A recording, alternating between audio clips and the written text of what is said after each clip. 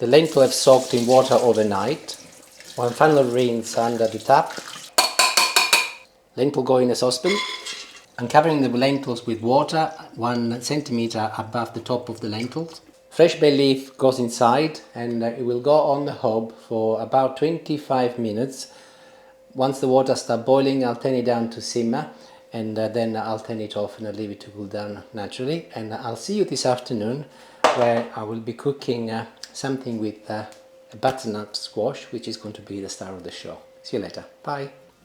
And the special time of the day has arrived. So I have drained the lentils, and I've got here 100 grams, which I will be using for tonight's dinner. The remainder over here, I will add a little parsley to it, and these are obviously cold now and drained. So also I will be complementing them with a little olive oil, just like this. This is balsamic vinegar. You do not have to add it if you don't like it, but if you do, add it. It's really good. Just a little. And also some pepper here, and a little salt. I'll mix everything together, and look, I've also left the bay leaf inside, and I'll just taste it to see what it's like, and I'll let you know. Delicious. Definitely add the balsamic if you like balsamic. So I'll put the lid on, and will stay in the fridge, and that is a perfect side dish, cold, summer, hot. And then if you're fish, chicken, meat, doesn't really matter, or just as they are, delicious as they are. And this is a very good way of eating lentils, really healthy. So I'll put this in the fridge and I'll carry on. But actually, I'll put this also in the fridge. This is the stock of the water from the lentils. I have kept it, and I'll put this little cover on top. And next time I cook, which will be tomorrow, I'll make a cauliflower, cream of cauliflower and ricotta soup. And I will be using this as a stock. I'll show you tomorrow. So this will also go in the fridge. See you in a minute. And I'm ready to slice the butternut squash. Julie's just come in from outside. She spent the morning in a vegetable patch, and she's brought a lot of vegetables. I don't know, what did you bring? Some stuff, leafy stuff. I've got some beetroot in. Some chard and stuff like that, yeah. And she said to me, would you like some of this stuff? You can throw it in with dinner. It was the beet leaves, actually. It was the beetroot leaves. What you might not be aware of is that when I cook something new like this is actually my own recipe. I get up very early in the morning. This morning I was up about 5:45, and I spent about 3 hours thinking about the mixture of the ingredients, the flavors, and also the herbs to use. And then I came up with a little design, and I've got it there very firm in my mind, and I put it on the computer. I even sometimes I've got the image of what it's going to look like. So when Julie comes in and she says, do you want to throw that in? It's a little bit like a nails on the chalkboard. Oh, bless. I know, anyway, that's how sad I am. But I've asked Julie to help me because this is a little bit dangerous. And some of you might be scared of using a bread knife or indeed cutting a butternut squash. So what I thought I'll do, I'll ask Julie to help me filming this properly so that you can see how you can do this safely. So the first thing I do is to remove a little bit from the end so that that gives me a safe base. And I'll put this on one side. And what I mean by safe base is this. So it's a little bit steadier and it doesn't wobble. So I'm going to be doing 2 different recipes today with my butternut squash. So because this is now steadier, I can go in with my bread knife, and trust me, as long as you keep your bread knife vertical and you gently start scoring, it's actually very safe. It's considerably safer than using a normal knife. My board is making a lot of noise, but hopefully you can hear me all right. And just carry on until you get to the bottom. And I know it's a little bit tough, but take your time and you'll be safe. Can you see? It's a bit like cutting a slice of bread, I suppose. And I'll do another slice, and I've got 2 slices. And the recipe I'm cooking today has got 2 types of way of cooking the butternut squash. I will be doing some as steaks, and also this one I will be stuffing it, and I'm going to show you also a safe way on how you can remove the flesh from the middle and without cutting yourself. By this stage you will have reached the center of the butternut squash where all the seeds are. So using a spoon I'm going to be removing these, and also there is this stringy fleshy material which you don't need, so a bit like a pumpkin, not different at all, just remove it. Even the consistency is a little bit similar to a pumpkin. I think that butternut squashes are a little bit of an underrated vegetable. I do not know why. Maybe it's because of the sweetness in terms of flavor, but if cooked properly they're absolutely delicious. Before I go any further, to make it a little bit simpler, I will place this in the microwave for about 3 minutes, and it will soften up the flesh, and then it will be considerably easier to take it out, and I'll show you what to do. In the meantime, I'll go back to my original steak, and the very first slice I'll remove the bottom so that it stays steady, and on this one here, which is got seeds, I'll just go with my knife and I'll remove them. And if these are ready, I'll put them on a baking tray ready for later over here, as I will be cooking them together with the other side when it's ready. I placed mine in the microwave for a further 2 minutes, by the way, so in total 5 minutes. A lot depends from the size of your butternut squash and obviously the power of your microwave. So you will have to judge, but it doesn't have to be totally cooked, just enough for you to be able to cut it a little bit easier. And now that it's partly cooked, if you like, I can actually go back and start removing some of that stringy stuff left over. So I think I'm happy that it's good enough. Also, I left it to cool down for about a couple of minutes so that it's easier for me to handle. It's still a little bit warm, but not too bad. So next, paring knife, or steak knife if you like, and quite conveniently actually the shape here, it's okay, and I will want to cut it on the perimeter, leaving about 1 centimeter, and I'm using the paring knife, and because it's partly cooked, it should be considerably easier. So what I do, I'll remove my hand from over here, and I'll just score some vertical lines like this first, a bit like when you stuff an eggplant, if you like. Similar, very similar process. Then I'll turn it around, and I'll do the same on this side, so that effectively you're scoring some lines and end up with some squares. But admittedly, it's still a little bit warm, so I'm actually being a little bit careful. But just carry on going up and down, and start scoring it more and more, so that you make the flesh as weak as possible, so that by the time you go back with a spoon, it will be considerably easier to remove it. But before you finish, ensure that you go back with a knife and have a neat line against the edge like this, and go all the way around. So if I just place my spoon on this side, and I'll start removing it. A bit like carving a pumpkin, really. I'm going to be using the flesh, by the way, so it will be minced up, so do not worry about the fact that it's beginning to look a little bit messy. That's perfectly okay, because that is how I want it. And keep digging and using the spoon or using your knife until you end up with a 1 centimeter gap between the edges and also the bottom. And within a few minutes I'm there using the spoon. I've been scraping it patiently, and I've got now a beautiful butternut squash canoe. So this is ready, but the flesh which I removed, I've got a little bowl here. I will be using this later, which will be part of the filling. And Julie can go now. Thank you very much for your help. Can I have my cup of tea now? You can go and enjoy your cup of tea. Very good. Quick tidy up, and I'm ready to continue. So next job is to roast the butternut squash. So I'm applying a little olive oil on all of my sliced steaks, obviously on this one just on the outside, and I'll make sure that the olive oil is covering the entire surface like this. But also my little butternut squash canoe, I put some olive oil in there also, and I will also be adding a little salt there all over this also, and I'll do it on here, both sides of course, like this, and some pepper.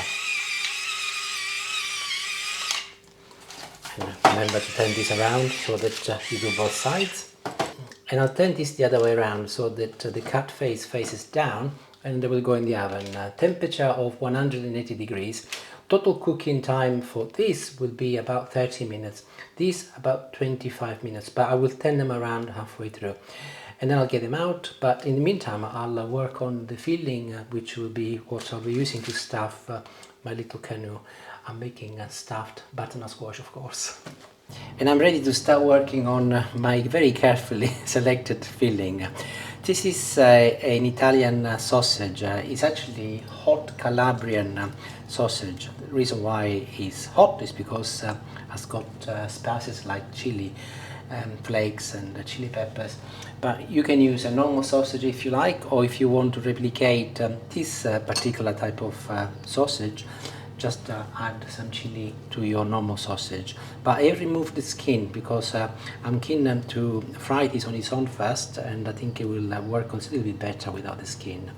Calabria is in southern Italy. Actually, it's the very last region just before you get to Sicily, and Reggio Calabria is where you catch the little boat to get across to Sicily. And they absolutely love spicy food, especially spicy salame and things like that. I went to visit some friends there when my dad's friends, when we were young, and they gave us some very hot sausages, and they nearly blew my head off. But they eat them as if it was nothing for them. They're really used to it. But if you were to go to Italy and visit Calabria, you will find that there are lots of spicy sausages, and spiciness is very much in their culture. And this smells really delicious. And that is precisely the reason why I've chosen spicy sausages, by the way, because butternut squash is very sweet, and I think this will balance the sweetness very nicely. And this is done, so I'll just remove it from the pan, and I'll put it on inside a little plate to cool down whilst I get on with the other ingredients. But before I do that, I'll just test some to see what it's like here. Hot though. Oh, it reminds me very much of a very spicy chorizo. It's lovely though, really, really nice. And to keep this considerably easier for both you and me, I've decided that the next stage I'll do it whilst everything is off, no heat underneath, so that I can take my time, and also you can take your time without any fear of burning anything. So I just added a little olive oil at the bottom of my pan, and of course this is beautifully lined up with my Calabrian sausage. This is a little shallot, so I'll remove the skin. And of course you can also use half of a small red onion if you wish. And I slice it in very tiny little circles, just like this, and it can be my very first ingredient to go in the pan. Garlic next, and I'm going to try and see if I can find a medium size clove. Here, this is perfect. And just like I did with the little shallot, I'll slice it in little pieces, and this also can go in there. Sun-dried tomatoes next. You can use 2, 3, none if you don't like them. I would recommend to use them if you like them.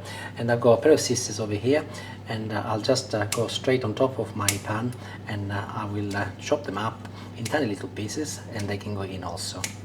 And this is a good point to turn the heat on, and it's on very high at the moment, but very quickly I'll turn it down on medium high. And I will leave this to sizzle for about a couple of minutes until the onion, more than anything else, actually I should say the shallot, are softened up a little, but also the garlic will start releasing its flavor. The smell is very good, so before the garlic starts burning, I will add my flesh from my butternut squash, and I will leave this to cook for a further couple of minutes until it's slightly tender. I mentioned chorizo earlier. Of course you can also use chorizo, that will give you a very similar flavor. So lentils can go in next, and my sausages can go back in with the rest.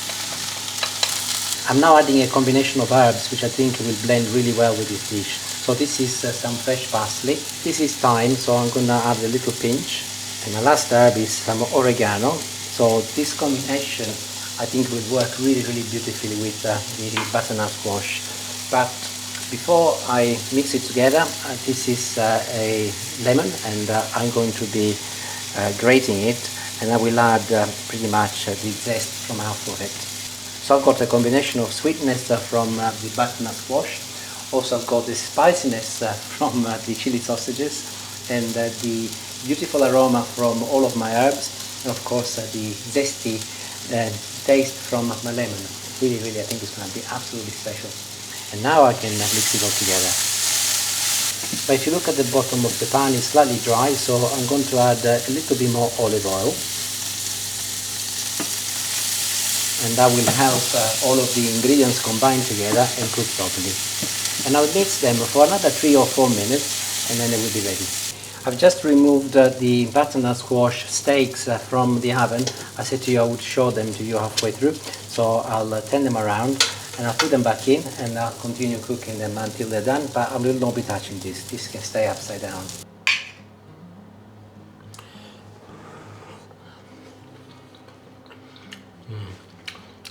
I knew it was underrated. It's absolutely divine, really delicious, especially with the combination of ingredients that I've put together. To die for. I'm really looking forward to this. But before I continue, I think my steaks are ready, so I'll get them out and I'll show you what I do next. And here they are, sizzling away, looking absolutely beautiful. So I will leave this as it is. Well, I'll leave everything as it is, but I will be adding a little olive oil on this steak, and I'll turn this the other way around. So I will want the olive oil only on one side, like this. Perfect. This is sage, fresh from the garden, but also, should you not have access to fresh sage, you can use the dry stuff. And using my scissors, I'll just chop it so that it goes on top of my butternut squash. And I'm making sure that I do this while it's really, really hot, so that the sage releases all of its flavor. Same lemon as before, and I'll add a little bit of the zest on top. Not a lot, just enough to give it a little bit of that zesty flavor. I already put salt and pepper, so I'll finish with a little dribble of balsamic vinegar on top of both my steak, just like this. And I will leave them to cool down until I'm ready to dish them up. In the meantime, let's take a look at our little butternut squash canoe. So I'll turn it the other way around, and I will leave it to cool down a little so that I can safely work with it once I start filling it. Cheese next, and today I'm spoiled for choice as I've got two types here. I will be using goat cheese, and actually if you can get hold of goat cheese, definitely use it, because again, the contrast and bitterness of goat cheese is going to be much better with this dish. If you cannot find goat cheese, you can also use pecorino, which is made from goat milk.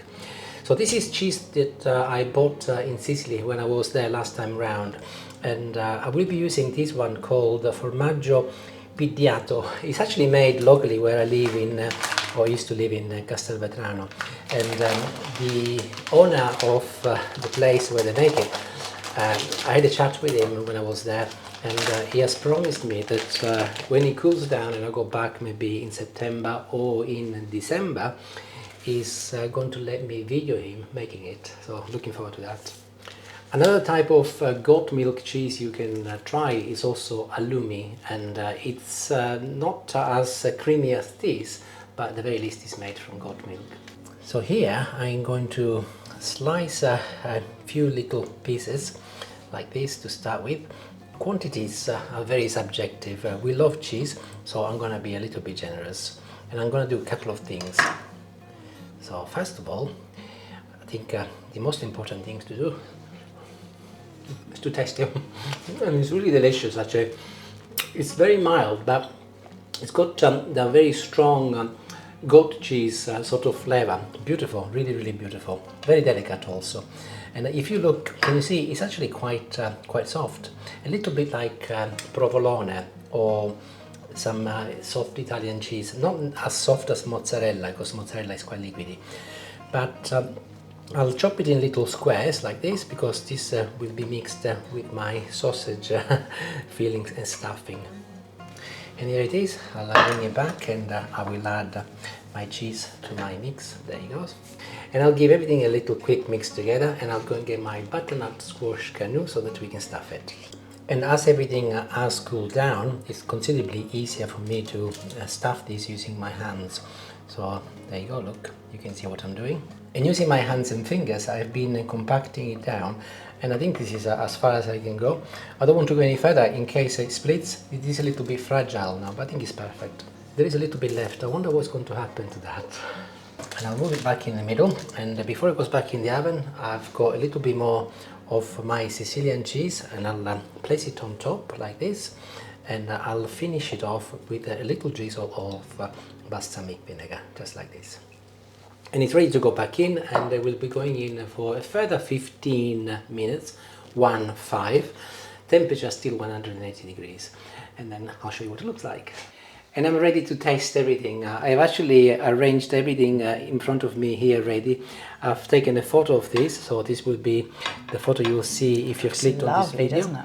And also I've made a little Mediterranean salad with some mozzarella, tomato, radish, and these are avocados and some toasted bread, bruschetta style. Of course with balsamic vinegar and olive oil and some basil. And Julie has volunteered to do the tasting today, so we're going to be swapping places, and for a change I'll be filming Julie, so I'll set you off for now. Right, I am hungry. This is a bit late this evening. We're having a late tea, so let me go. Let me start. This looks divine, doesn't it? Let's have a little look at that. Lovely. I've actually had a little pre-taster of the filling. He came up and gave me a little a minute ago, but look at that, looks lovely. So look at the middle. Hang on, let me arrange it Francesco style. There we go. There you go. Yeah. Can you see? Look, looks delicious. Let's have a little go at this. I am impartial. Do you know, I do love it. It's just so delicious. On its own even, I'm happy with that. Let's have a little go. I don't realize you're eating the skin, but never mind. Well, it tastes fine.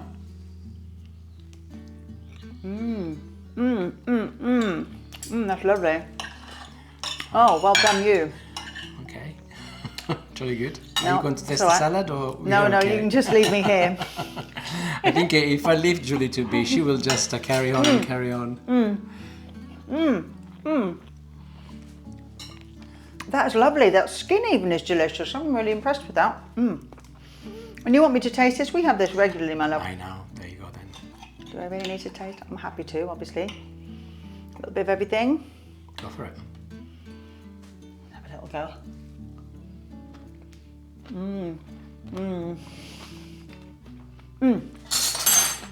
Thumbs up. Lovely. Lovely. Looking forward to this. Ciao, ciao.